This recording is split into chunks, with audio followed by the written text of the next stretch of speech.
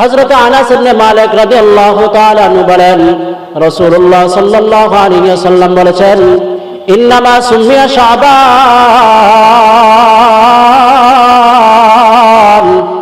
নিশ্চয় শাবান মাসকে শাবান মাস বলে এই জন্য নামকরণ করা হয়েছে, লিআন্নাহু ইয়ানশাইবু লিরমাদানা ফীহি খায়রুন কাসীর, কেননা এই মাসে রমজানের জন্য বেশি বেশি পুণ্য প্রকাশ পায়, বেশি বেশি সৎ কাজ প্রকাশ পায়। ওয়া ইন্নামা সুমিয়া রমাদান, আর রমজান মাসকে রমজান মাস হিসেবে এই জন্য নামকরণ করা হয়েছে, লিআন্নাহু ইয়ারমিদুল যুনুব, কেননা রমজান মাস, কেননা রমজান কি করে গুনাহসমূহকে জ্বালিয়ে দেয়।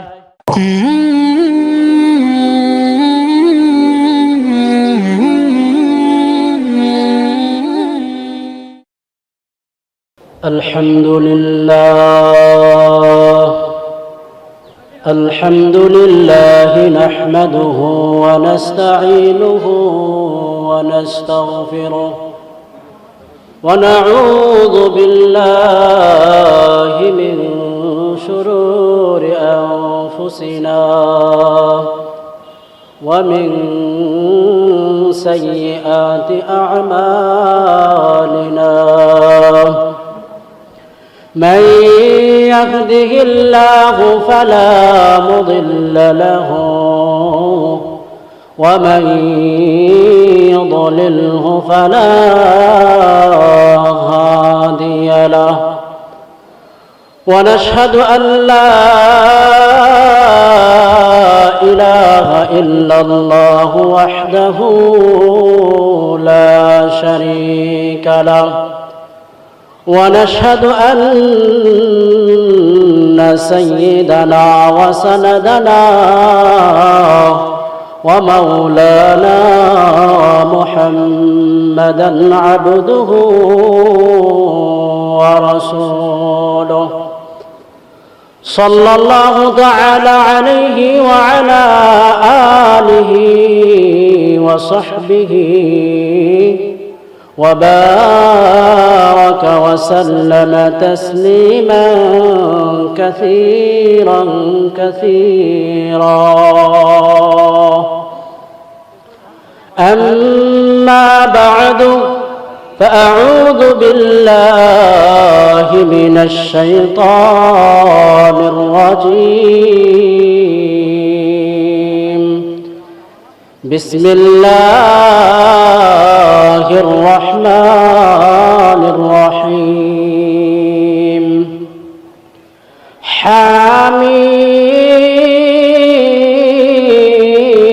حميم والكتاب المبين،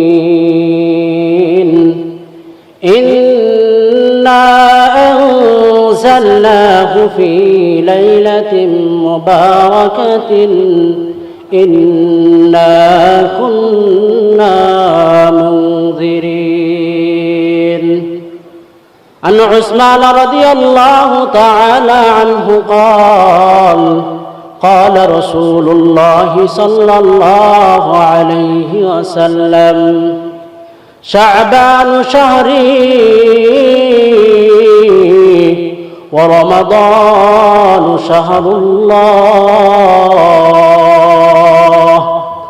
أو كما قال رسول الله صلى الله عليه وسلم.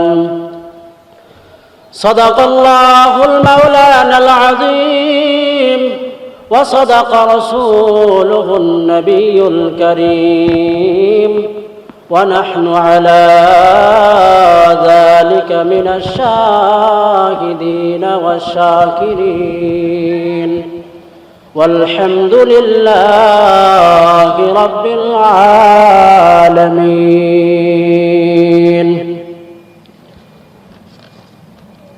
মোহাম্মদিয়া দারুল হিফজ ও শিশু কল্যাণ সংস্থা, কলেজ রোড সাতপাই, নেত্রকোনা হিফজ সমাপনকারী ছাত্রদের পাগড়ি প্রদান উপলক্ষে আজিমুশান ওয়াজ মাহফিল।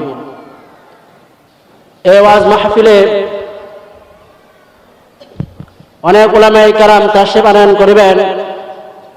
আমরা কাল বিলম্ব না করে অতি সত্বর এই মাহফিলের সৌন্দর্য বজায় রাখার জন্য আমরা অতি সত্বর মাহফিলের দিকে চলে আসি। মুহতারাম হাজিরিন, আমি আপনাদের সামনে যে আয়াতগুলো তেলাওয়াত করেছি এবং যে হাদিস শরীফ পাঠ করেছি, এই আয়াতসমূহ এবং হাদিসের মধ্যে শাবান মাসের ফজিলত সম্পর্কে আলোচনা করা হয়েছে। আল্লাহ তাআলা যদি তৌফিক দান করেন তো সে সম্পর্কে কিঞ্চিত আলোকপাত করার প্রয়াস পাবো ইনশাআল্লাহ। মুহতারাম হাজিরিন, বর্তমান যে মাস চলতেছে আরবি মাস হিসাবে, বর্তমান যে মাস শুরু হয়েছে সেই মাসের নাম হলো শাবান। আর শাবান হলো আরবি শব্দ, এর অর্থ হলো বিস্তৃত হওয়া, চারদিকে ছড়িয়ে পড়া। এই মাস রহমত বিস্তৃত হওয়ার মাস। এই মাসে আল্লাহ রাব্বুল আলামিন পৃথিবীবাসীর উপর তার রহমত বিস্তার করেন। এই কারণে এই মাসকে শাবান বলা হয়। হযরত আনাস ইবনে মালিক রাদিয়াল্লাহু তাআলা আনহু থেকে বর্ণিত, হযরত আনাস ইবনে মালিক রাদিয়াল্লাহু তাআলা আনহু বলেন, قال رسول الله صلى الله عليه وسلم إنما سمي شعبان لأنه ينشعب لرمضان فيه خير كثير وإنما سمي رمضان لأنه يغمض الذنوب। হযরত আনাস ইবনে মালিক রাদিয়াল্লাহু তাআলা আনহু থেকে বর্ণিত, হযরত আনাস ইবনে মালিক রাদিয়াল্লাহু তাআলা আনহু বলেন, রাসূলুল্লাহ সাল্লাল্লাহু আলাইহি ওয়াসাল্লাম বলেছেন, ইন্নামা সুমিয়া শাবান,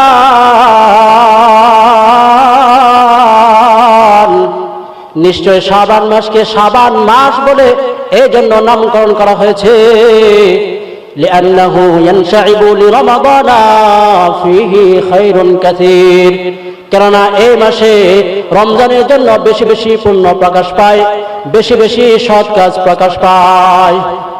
ওয়া ইন্নামা সুমিয়া রমাদান, আর রমজান মাসকে রমজান মাস হিসেবে এই জন্য নামকরণ করা হয়েছে, লিআন্নাহু ইয়ারমিদুল যুনুব, কেননা রমজান মাস, কেননা রমজান কি করে গুনাহসমূহকে জ্বালিয়ে দেয়।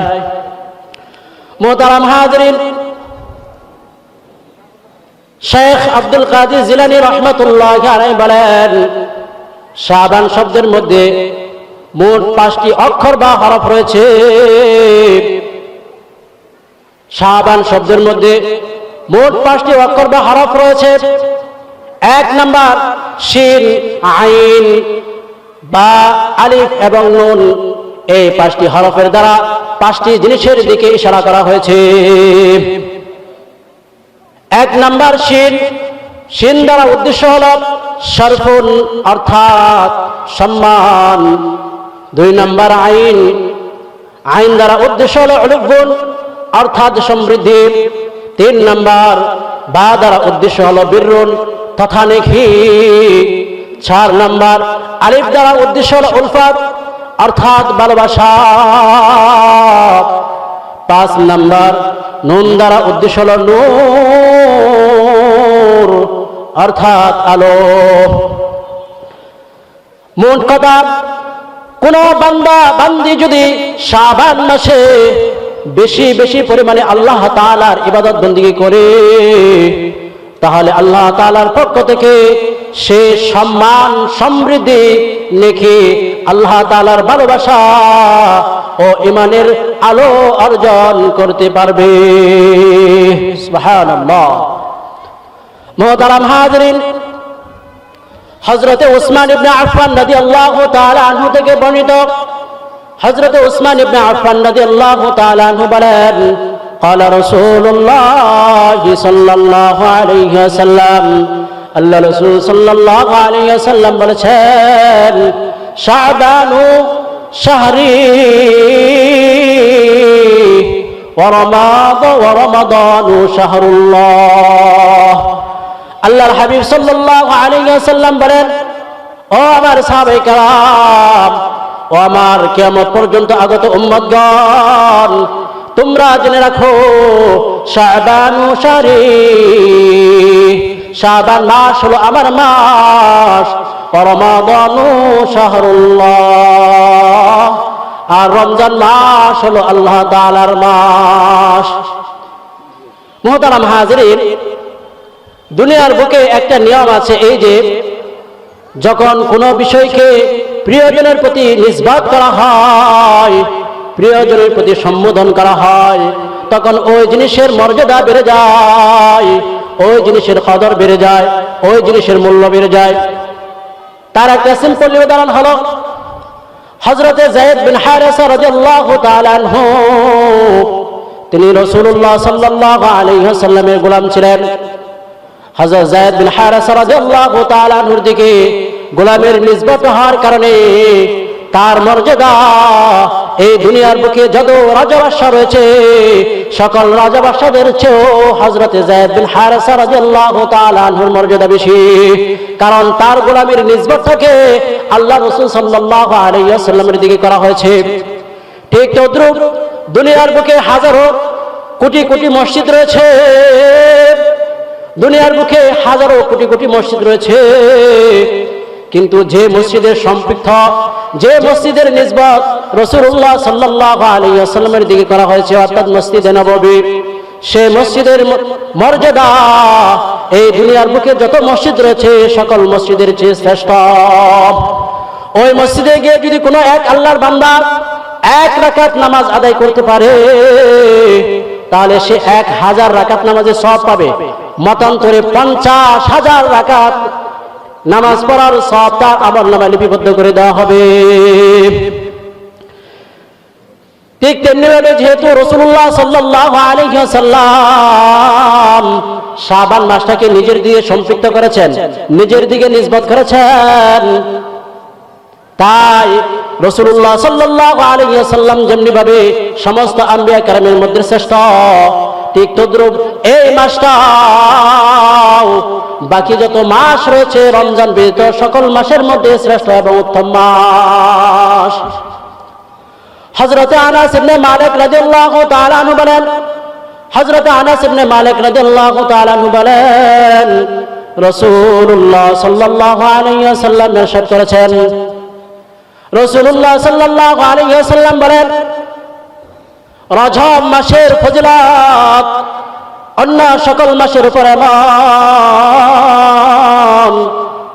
যেমন কোরআনুল কারীমের ফজিলত সমস্ত কালামের উপর, আর শাবান মাসের ফজিলত অন্য সকল মাসের উপর এমন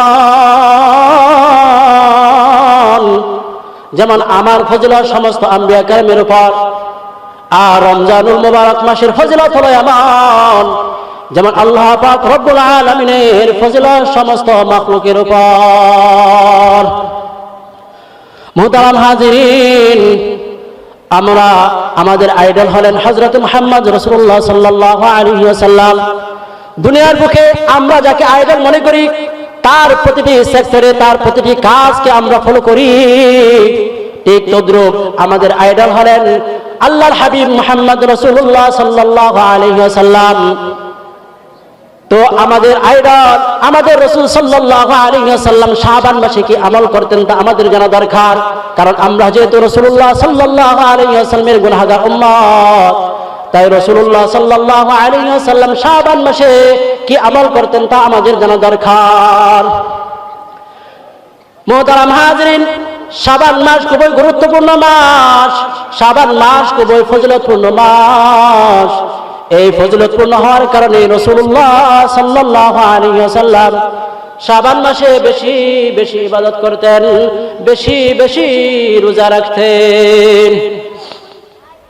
হযরত আয়েশা সিদ্দিকা রাদিয়াল্লাহু তাআলা আনহা রাসূলুল্লাহ সাল্লাল্লাহু আলাইহি ওয়াসাল্লামকে জিজ্ঞাসা করলেন, ইয়া রাসূলুল্লাহ, ওগো আল্লাহর রাসূল, আপনি এই মাসে শাবান মাসে এত অধিক পরিমাণে কেন রোজা রাখেন? রাসূলুল্লাহ সাল্লাল্লাহু আলাইহি ওয়াসাল্লাম বললেন, এই মাসে অধিক রোজা রাখার কারণ হলো এই মাসে শাবান মাসে মালাকুল মউত হযরত আজরাইল আলাইহিস সালাতু ওয়াস সালামের হাতে ওই সকল লোকদের লিগ্যাল নোটিশ দেওয়া হয়, ওই সকল লোকদের পরোয়ানা দেওয়া হয়, ওই সকল লোকদের তালিকা দেওয়া হয় যারা এই বছর এই দুনিয়া থেকে চলে যাবে। তাই আমি চাই আমার মৃত্যুর পরোয়ানাটা যেন এমন সময় রাখা হয় যে সময় আমি রোজাদার। রাসূলুল্লাহ সাল্লাল্লাহু আলাইহি ওয়াসাল্লাম আর এই হাদিসের মধ্যে বলেন, তাহইয়াউনা কামা তামুতুন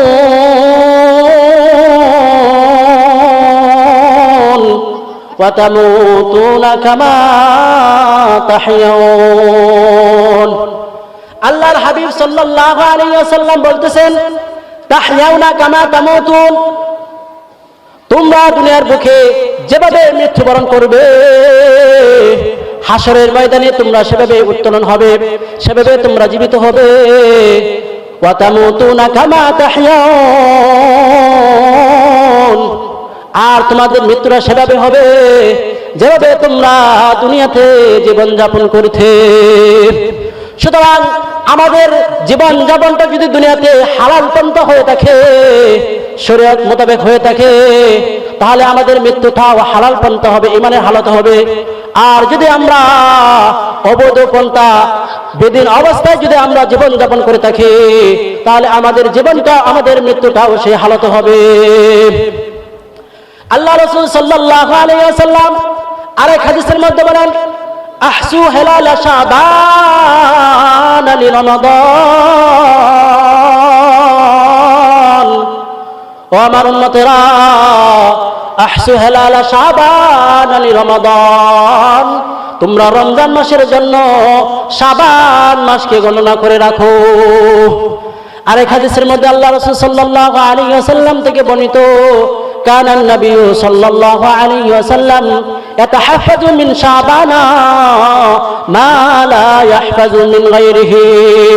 আল্লাহ রাসূল সাল্লাল্লাহু আলাইহি ওয়াসাল্লাম শাবান মাসকে এত গুরুত্ব দিতেন, শাবান মাসে তিনি এত পরিমাণে ইবাদত বندگی করতেন যে গুরুত্ব, যে ইবাদত বندگی তিনি অন্য মাসে করতেন না।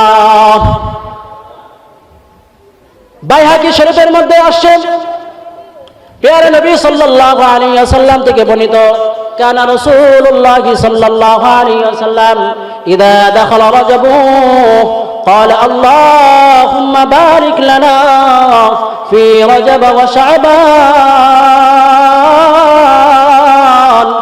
وبلغنا رمضان।